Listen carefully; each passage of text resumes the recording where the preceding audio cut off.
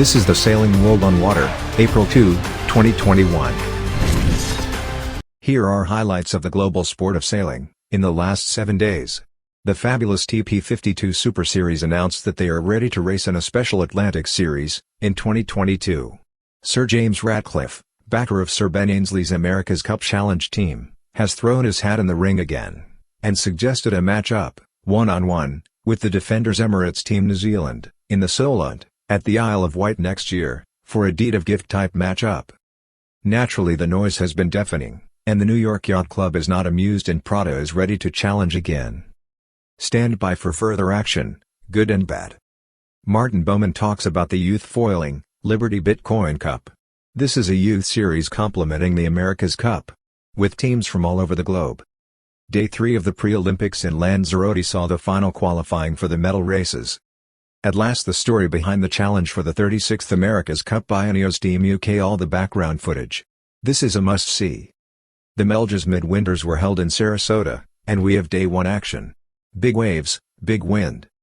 The final day, Day 6, in Lanzarote, and it was the medals races. Ireland had a great result along with Finland and Belgium. Now over to the INEOS team. If you're going to win the America's Cup, there are 3 things you have to get right. You have to have a great skipper, you have to have a great design team or build team, and you have to be fully funded. The UK's never had a tick in all those 3 boxes. So if we can get this competitive boat to the start line, then it's all over to Usain here.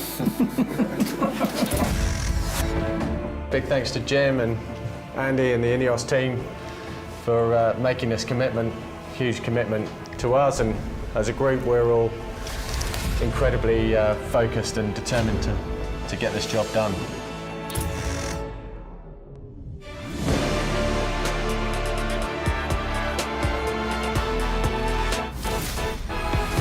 These guys are our assets, not only in terms of sailing, but in terms of their physicality. In the last cup I was kind of low 90 kilogram weight, and in this cup I'm looking at being more like 105. My role on the boat, the requirements are quite different, so I'll be looking to kind of be losing weight on the boat. They're training in the gym once or twice a day. They're out sailing on the water for 4 or 5 hours. And then they're also involved with the design of the boat, they're involved with the maintenance of the boat. So you're asking a professional athlete really to work, 12, 14-hour days. So you've got to find that delicate balance between, getting absolutely maximum you can out of the campaign without breaking people.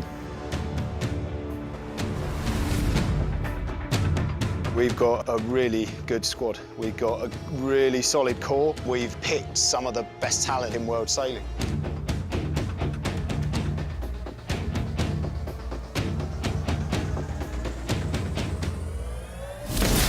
Well, let me bring you right up to date with all the main elements of the coronavirus outbreak. And we're going to start in Italy because all schools and universities will close on Thursday. The number of cases in Italy is now past 3,000. We just don't know what could happen.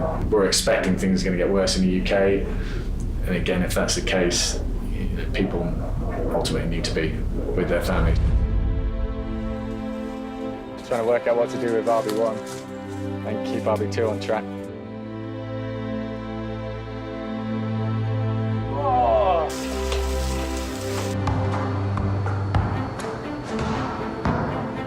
Trying to get answers at the moment and make decisions around that is almost impossible.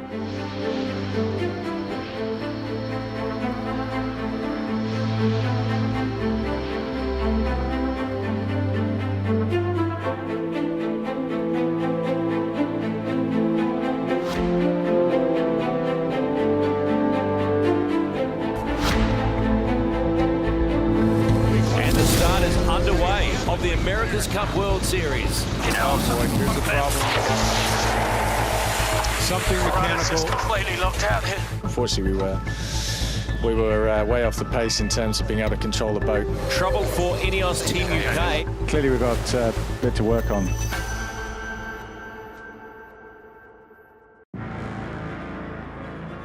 Nearly all America's Cup boats are about how good the relationship is between design and sailing. We've got just under 3 weeks until we start with the Challenger Series, and we know that we're way better than what our current performance is.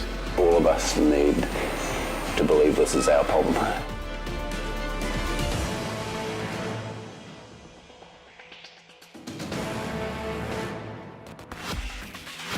Now it happens. Now it's for real. The confidence in the British team is high. That will count for a lot going into race one. You can talk the talk, but now you got to walk the walk. I think they need to win a race here today. If anyone thought INEOS was going to have trouble, think again. It truly is game on in the Prada Cup. And they go through to the Prada Cup final.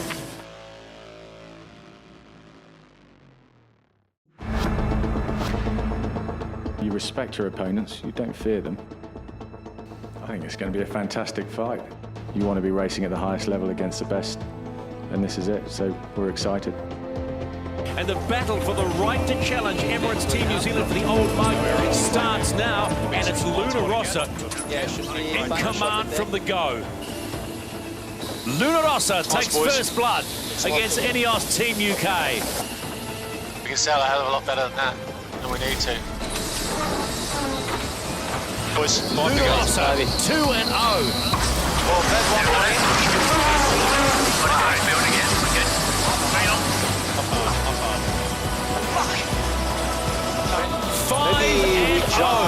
And they have done it once again.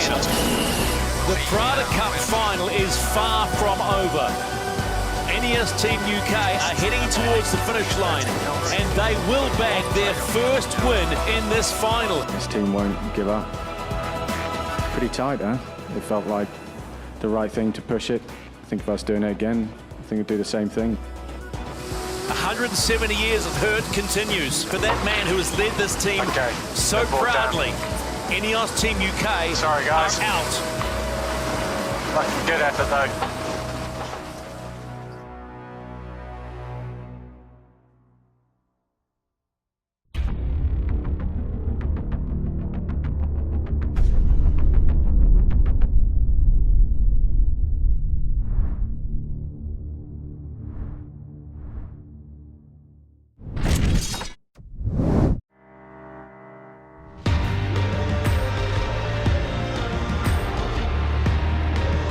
Hello, we're here with Martin Bowman. Pleasure. Have a little chat together today about the Liberty Bitcoin Cup.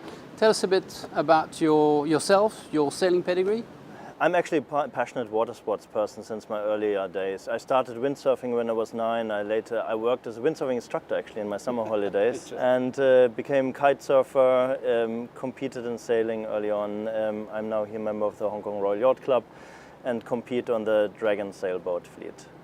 So we entered the Youth America's Cup through our own team, the Royal Hong Kong Yacht Club Team Agiplas, and we were so disappointed when that event was cancelled. Through a lot of energies from a number of people, we decided to create a new event, which would be fantastic using new foiling technology, 69F. What attracted you to this particular event? It's the next generation, right? It is fast, it is action, it is when I first saw foil sailors on the water, I got fascinated by it. I thought, like, I need to learn more about that. And I mean, the teams that were lined up for the Youth Americans Cup were professional young sailors. Some of them took a year off, right? They hired professional trainers. They trained every single day of the week.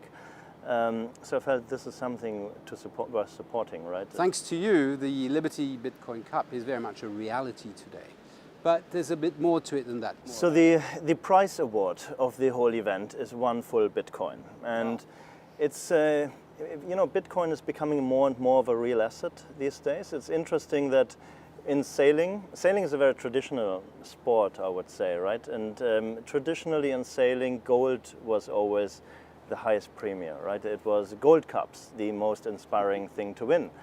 And now that we have this new format of the next generation of world-class sailors, the next generation of high-tech boats, I felt it is time in a digital economy in which we are kind of entering to also upgrade the Gold Cups to this next generation of digital gold, right, in a digital world.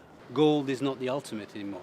It could be something else. It has a challenger, let's call it that way. There's another aspect to the Liberty Bitcoin Cup. Yeah. Is the values that youth today hold dear. It very much is about the environment. Yeah, Can you tell us a bit more about that? It is part of the future, right? There's no future without thinking of the environment. And as a sailor and kite surfer, I think we all, you know it, I know it, it matters, right? Absolutely.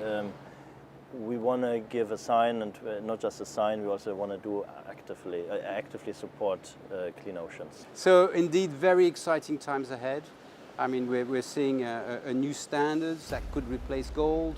We're looking at a new technology in sailing with foiling. We're looking at a new class of sailors, youth sailors, really being empowered in this by this Liberty Bitcoin Cup. Isn't that a daunting challenge that you're facing? We are at the beginning of a long journey, right?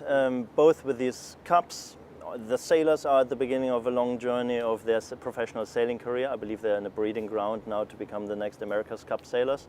I think, yes, every start of a new journey is a bit daunting. But well, that's quite a great ambition. And especially thank you for your support of the Royal Hong Kong Yacht Club, your participation in this fantastic event, which is the Liberty Bitcoin Cup. It's a real pleasure. Just as a little afterthought, how are you going to beat our Dragon class champion, Tam? I'm going to put foils on our Dragon. Excellent. New technology Dragon, only here. See it soon.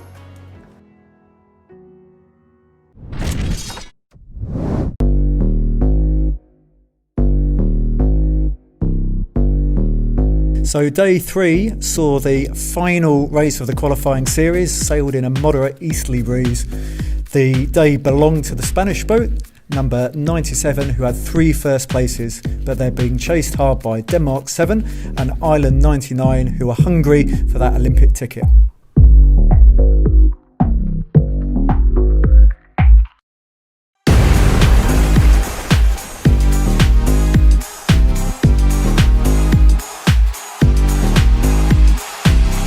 At 17, and we had a little bit more wind and a little less choppy sea state. This means we had 3 teams who are now separated by only 4 points, with Espana 28 helmed by Tara grabbing the lead.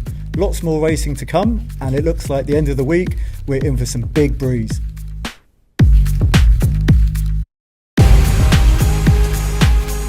So the last class off the water was the 49er FX, where there's very, very close competition with the girls. At the moment we're just moving into the gold fleet, but the Brazilians and Olympic gold medalists, Brazil 12, Martin Grau and Kahina Kuntz, are winning comfortably.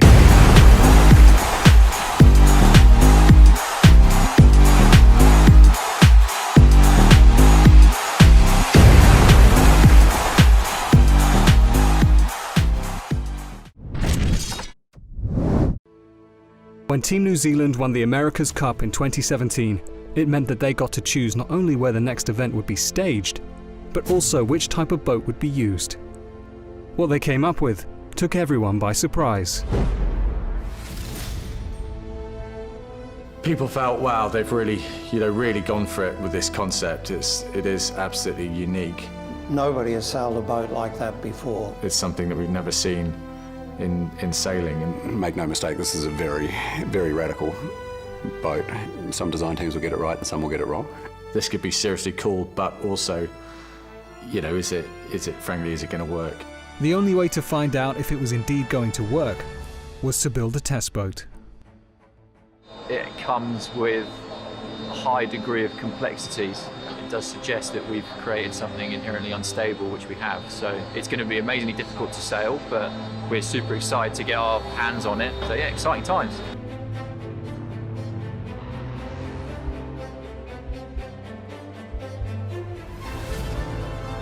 Foiling is relatively new to the world of sailing, and up to this moment had only been applied to catamaran or multi-hull boats. The idea is that if a boat picks up enough speed, she will be able to glide or fly across the water.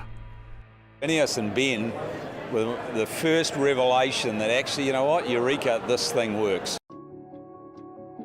Apart from basic rules governing dimensions and weight, the shape and layout of the boat will be down to each team's designers.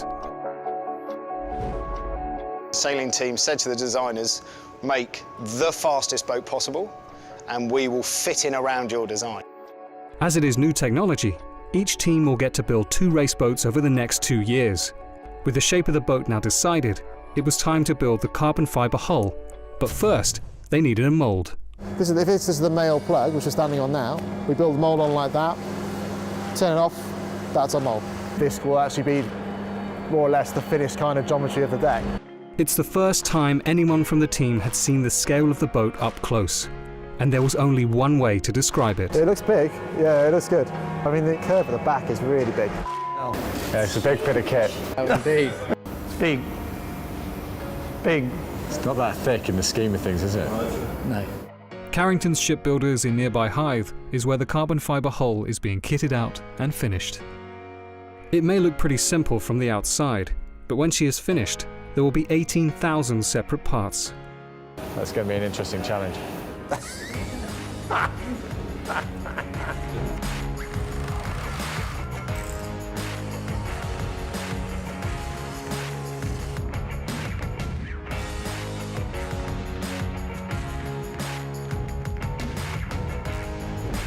Britannia was launched onto the water later than her competitors, and one thing stood out: her shape.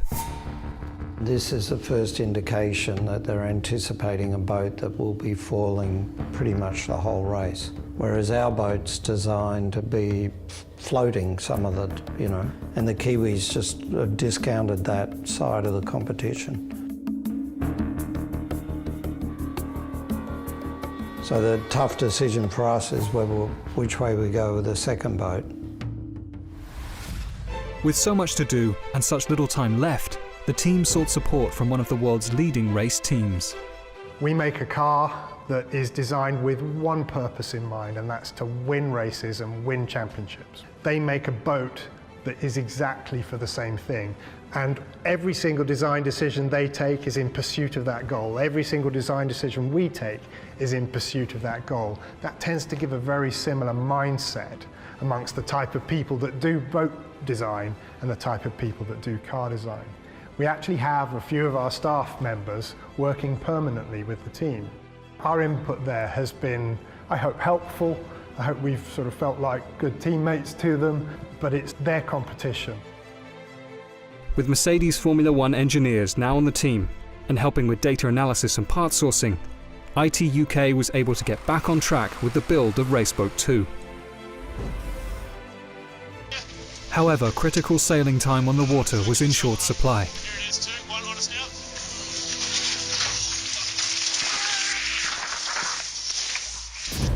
And with the team forced into lockdown by the coronavirus pandemic, any chance of testing Raceboat 2 before it left the UK was now gone. How different is RB2 to RB1? Very. Raceboat 2 arrived in New Zealand just 4 months before racing was due to start. Early outings on the water revealed there was plenty of work left to do. We have a foil issue, no question about it. And what do? You either sort of break down in tears and give up, or you keep fighting and try and solve the issue. We're working towards a fix, and when we get that fix, there's every chance it's going to make a significant difference to our performance and get us back in the race.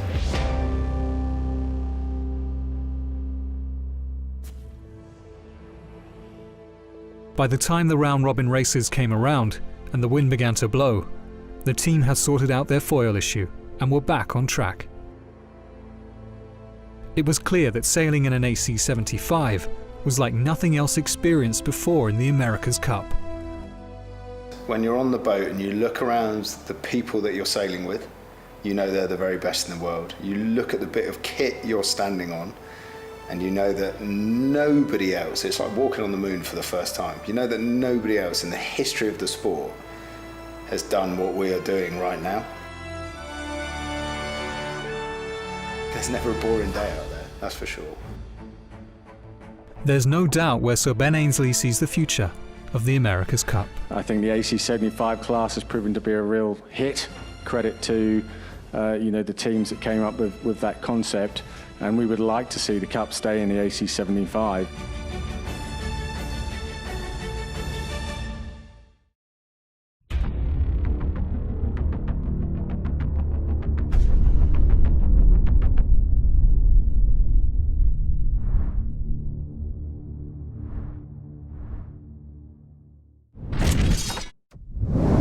Day one in Sarasota. Amazing racing. They got 3 races off. Downwinds were epic. Big waves, big wind, and were really, really excited.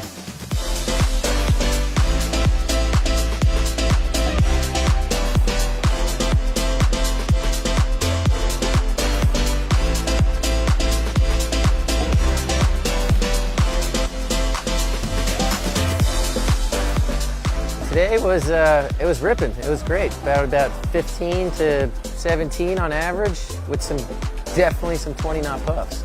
And we lit that thing up a couple times today.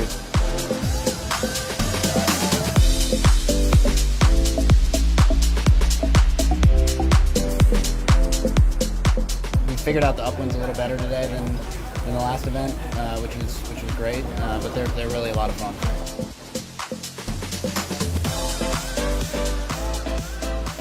We basically just had fun the whole race, whether we're in first place or we're in last place. It's just a blast to be out with him. I hope we can continue to do this. Absolutely. Yeah, so I'm excited for tomorrow. What more can you ask for, right? We got sun, we're in Florida, there's palm trees, and it was blowing 15 today. It's awesome. There's 30 boats in the line.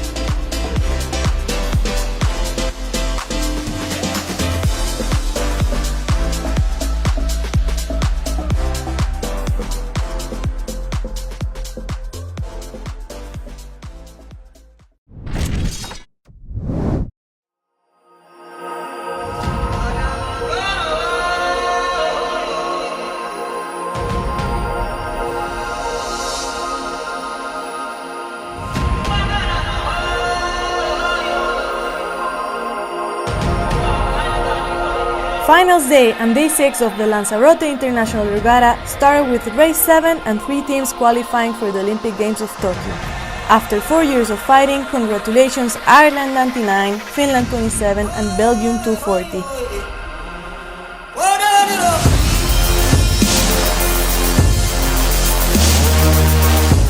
Medal races followed and the waves made it not easy for the 49er FX. Although the conditions, Brazil 12 took the win of the event, followed by Netherlands 8, and in second, just sneaking in by 1 point, Spain won.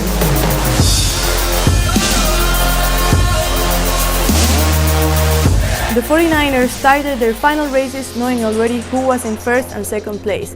Congratulations Spain and Denmark. In third place, the Irish duo made clear who was in for third, winning their medal race. NACRA 17 did not have enough wind to finish their races, but the results are like follow. Spain 28 in first, Germany 77 in second, and France 56 in third. We hope you enjoyed the event. See you next year in Lanzarote.